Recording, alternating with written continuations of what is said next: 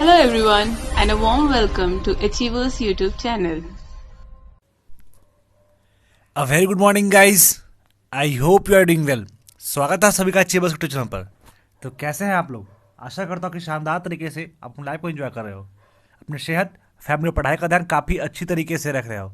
दोस्तों, हर सुबह की तरह आज भी हमारे सबसे पहले सबसे बेहतरीन प्रश्नों के संकलन के साथ 30 दिसंबर करंट अफेयर्स लेकर आप लोग के बीच उपस्थित हुआ हूँ, जो आपके आने वाले पेशा दृष्टिकोण से काफ़ी महत्वपूर्ण साबित होगा।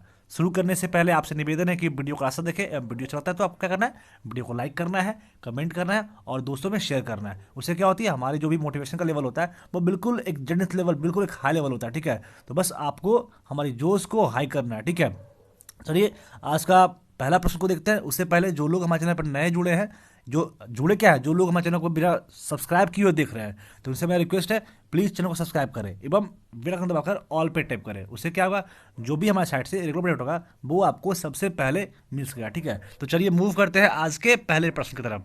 पहला प्रश्न है, भारत के पहले निमोकल कंजुगेट वैक्सीन को किसके द्वारा लॉन्च किया गया, जिसे निमोसिल कहा जाता है? Who launch India first pneumococcal conjugate vaccine called निमोसिल?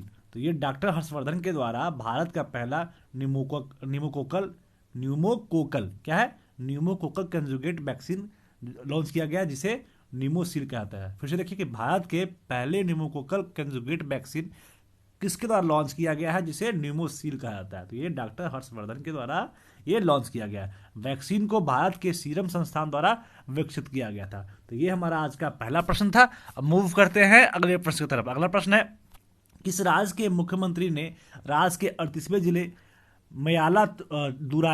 मयाला दुथुराई का उद्घाटन किया है? The chief minister of which state inaugurated the 38 district of the state Mayiladuthurai? ठीक है, तो ये तमिलनाडु सरकार के द्वारा, तमिलनाडु के मुख्यमंत्री के द्वारा राज्य के 38वें जिले, ठीक है, पहले 37 जिले थे, अब 38वें जिले आपके हुए हैं मयाला डूथुराई। ठीक है, थोड़ा सा डिफिकल्ट नेम है, मैं थोड़ा अच्छी तरीके से प्रोनाउंस नहीं कर रहा हूँ, तो इसलिए आप मुझे माफ़ कीजिएगा।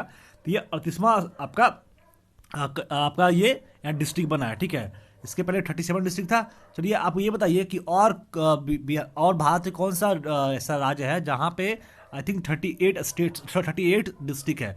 तो उस प्रश्न का आंसर आप लोगों को कमेंट में कर देना। ठीक है, जिले को नगपट्टिनम जिले से तराशा गया है। ठीक है, ठीक है, जिले को नगपट्टिनम जिले से तराशा गया है। ठीक है, तो ये आपके तमिलनाडु के मुख्यमंत्री के द्वारा ये एक नया जिला का उद्घाटन किया गया है। तो ये तमिलनाडु में किया गया है। तो तमिलनाडु के बारे में कुछ फैक्ट्स देख लीजिए। फैक्ट्स क्यों दिखाया जाता है आप लोग पता होगा ना। अगर जो एनटीपीसी का एग्जाम दे रहे हैं या फिर जो एग्जाम देने वाले हैं या जो एग्जाम दे चुके हैं, तो उन्हें बिल्कुल पता चल गया होगा कि ये क्यों फैक्ट जरूरी है।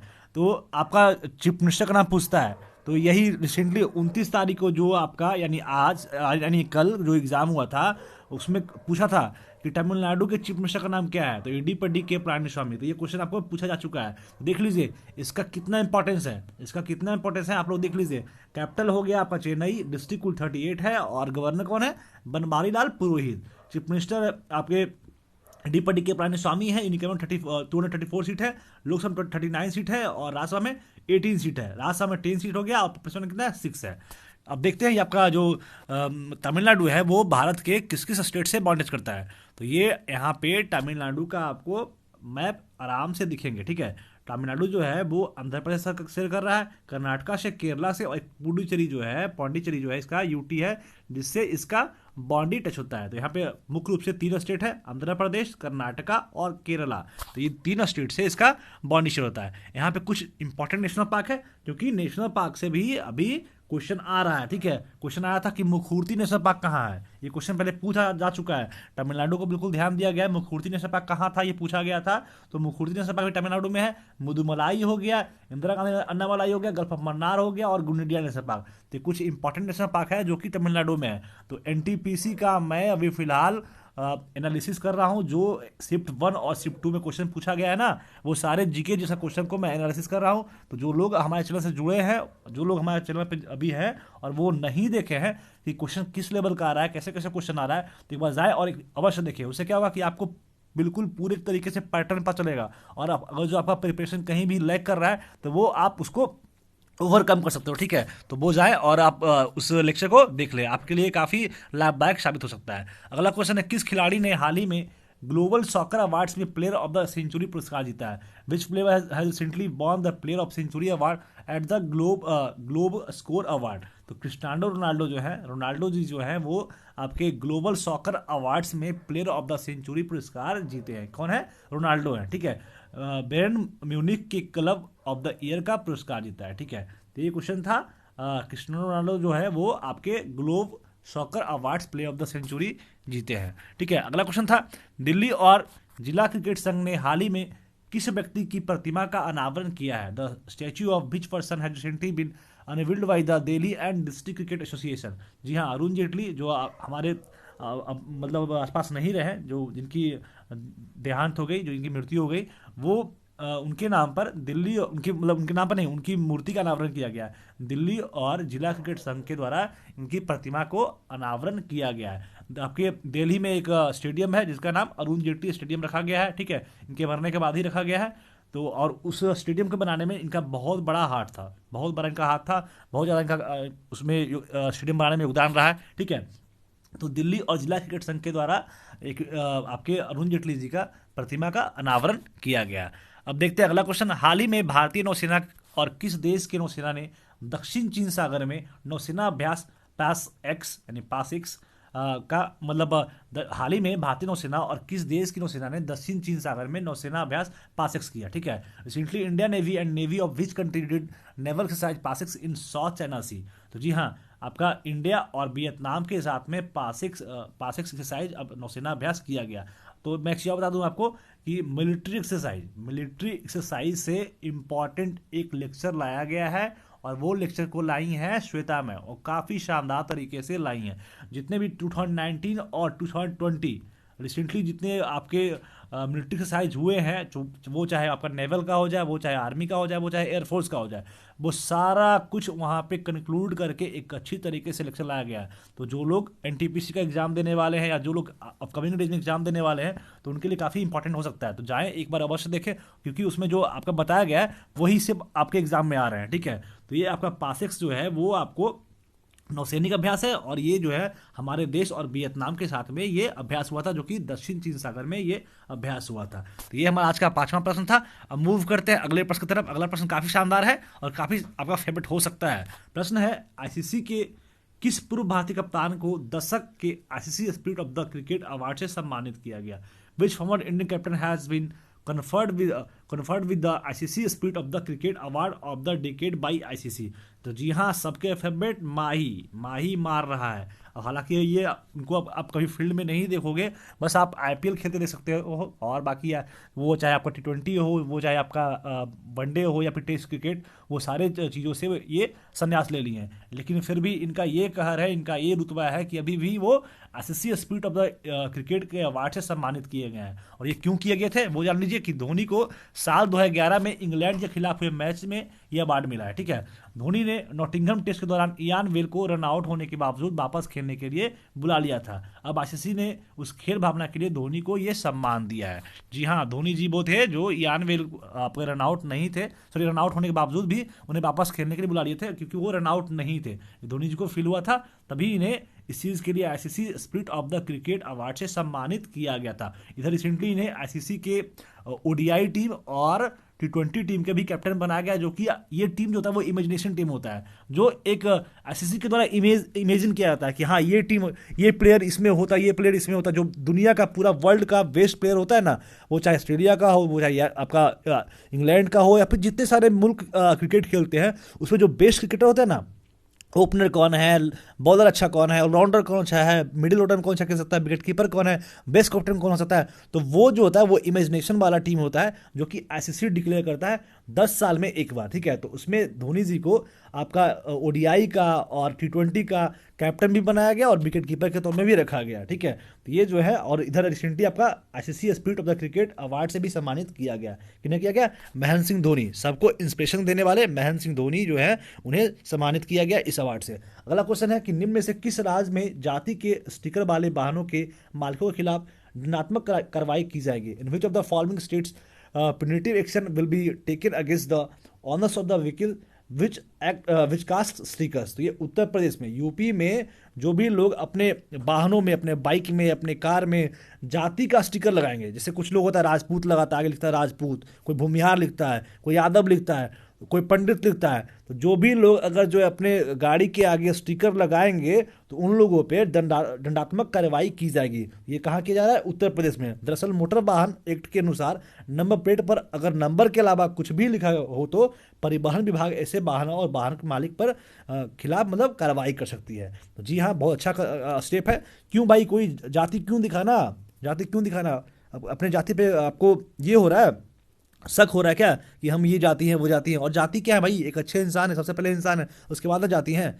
तो ये सब चीज़ें अगर जो आप करते हो यूपी में तो आपको आप पे प्यूनिटिव एक्शन लिया जा सकता है। तो ये था आपका उत्तर प्रदेश में ये चीज़ करा गया है। तो उत्तर प्रदेश में किया गया, तो उत्तर प्रदेश के बारे में जो भी इंपॉर्टेंट फैक्ट्स है वो देख लीजिए। कैपिटल हो गया लखनऊ और इसका लार्जेस्ट सिटी कानपुर है। गवर्नर है आनंदीबेन पटेल और चीफ मिनिस्टर योगी आदित्यनाथ हैं। Deputy chief minister Keshav Prasad Maurya है। तो देखिए आपका जो गवर्नर है, चीफ मिनिस्टर है, वहां से क्वेश्चन आ रहा है, ठीक है। 28 तारीख को क्वेश्चन आया था कि बिहार के गवर्नर कौन है, ठीक है, ये क्वेश्चन आया था। फिर आया था कि राजस्थान के गवर्नर कौन है। तो अगर जो आप लेक्चर देख रहे हो, इन चीज़ों पर ध्यान दे रहे हो, तो आपको कभी भी वो सब क्वेश्चंस नहीं छूटेंगे। तो ये सब चीज़ों पे आप बिल्कुल ध्यान दीजिएगा, ठीक है। अगला देखिए, विधानसभा 403 सीट है और विधान परिषद में 100 सीट है, ठीक है। उसके बाद राज्यसभा में 31 सीट है और लोकसभा में 80 सीट है। इसका जो हाईकोर्ट है वो प्रयागराज में इलाहाबाद हाईकोर्ट है और इसका ब्रांच लखनऊ है। हालांकि मैं चाहता तो आज ये छोड़ देता, ठीक है, क्योंकि मैं कल ही आपको यूपी के बारे में फैक्ट्स को डिस्कस किया हूं, तो मैं छोड़ देता। लेकिन मेरा मोटिव क्या है कि आपको जो भी चीज़ें हैं वो यहीं पे याद हो जाए, इसलिए मैं कराता हूँ, ठीक है। यहाँ पे एक इंपॉर्टेंट नेशनल पार्क है जिसका नाम दुधवा नेशनल पार्क है। इंपॉर्टेंट क्या, एक ही आपका नेशनल पार्क है जो कि दुधवा नेशनल पार्क है। अब ये देखिए कि यूपी जो है वो भारत के किस किस स्टेट से बाउंड्री टच करता है।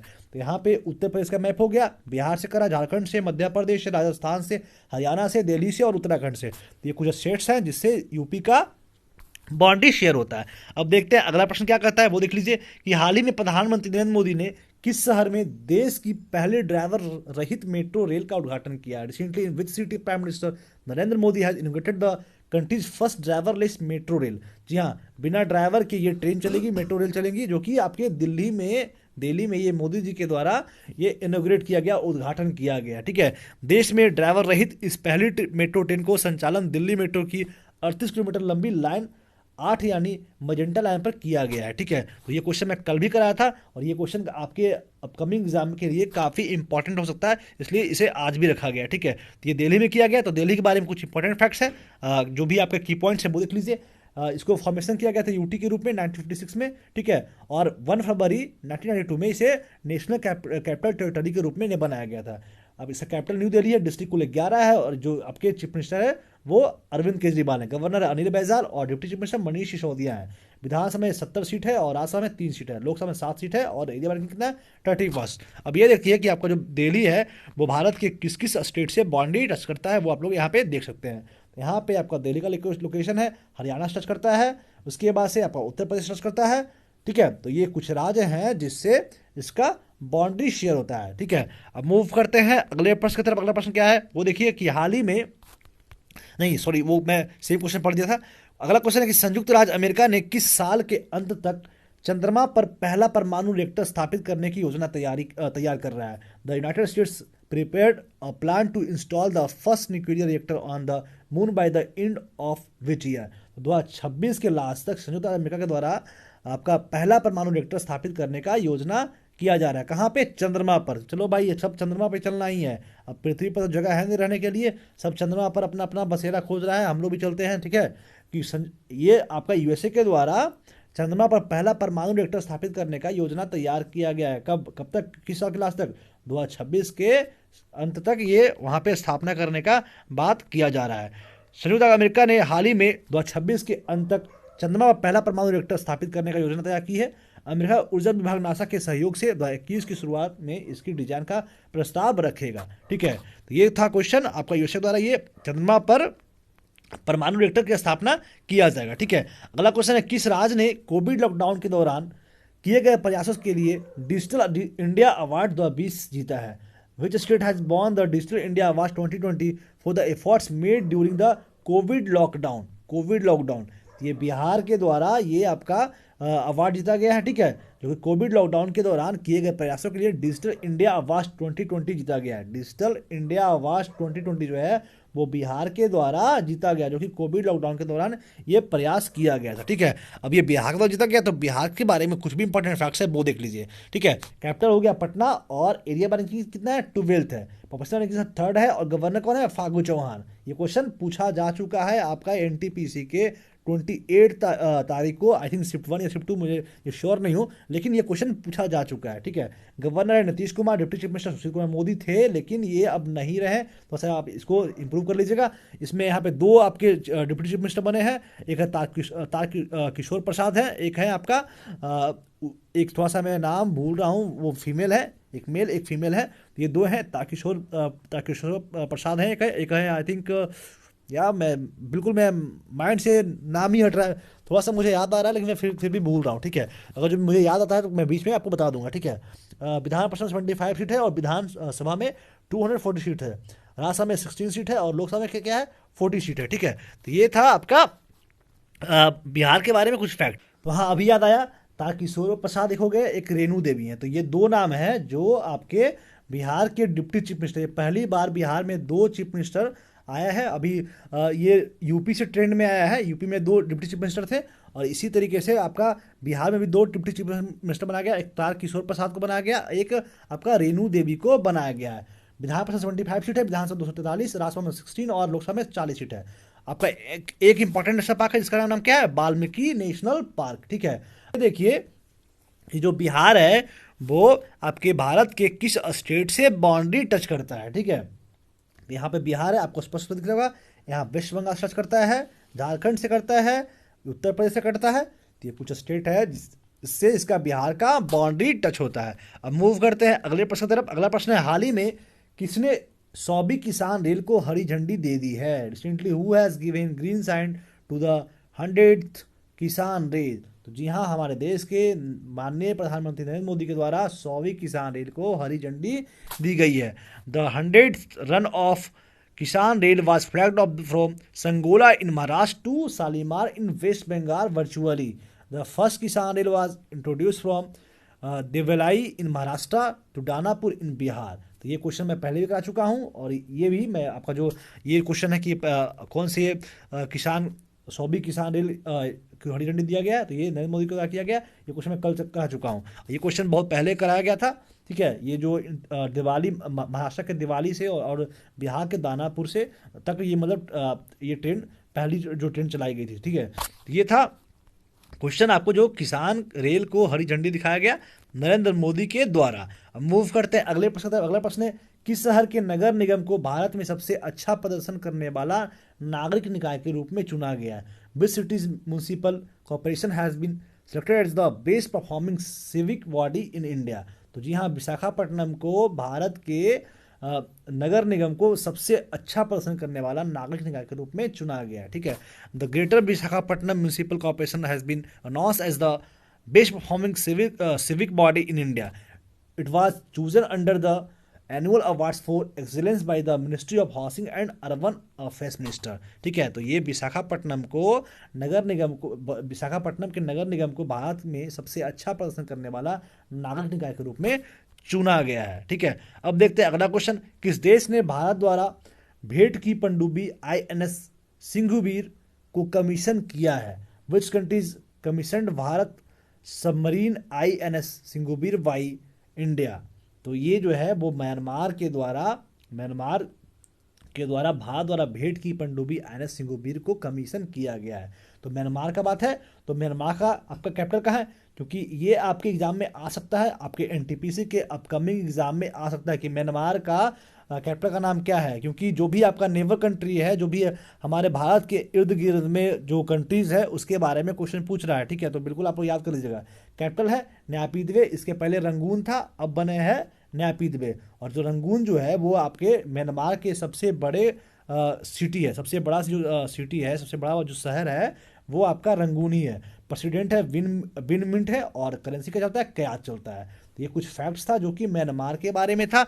अब मूव करते हैं अगले प्रश्न की तरफ।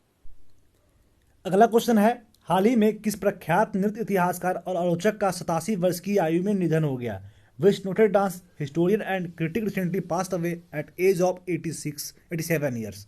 तो ये सुनील कोठारी जी हैं, जिनका जो कि एक प्रख्यात नृत्य इतिहासकार और आलोचक थे, जिनका 87 वर्ष की आयु में निधन हो गया। ठीक है, अब कुछ फैक्ट्स इनके बारे में देख लीजिए। प्रख्यात नृत्य इतिहासकार और आलोचक सुनील कोठारी का 87 वर्ष की आयु में निधन हो गया। उन्हें साल 2001 में चौथे सर्वोच्च नागरिक पुरस्कार पद्मश्री से सम्मानित किया गया था।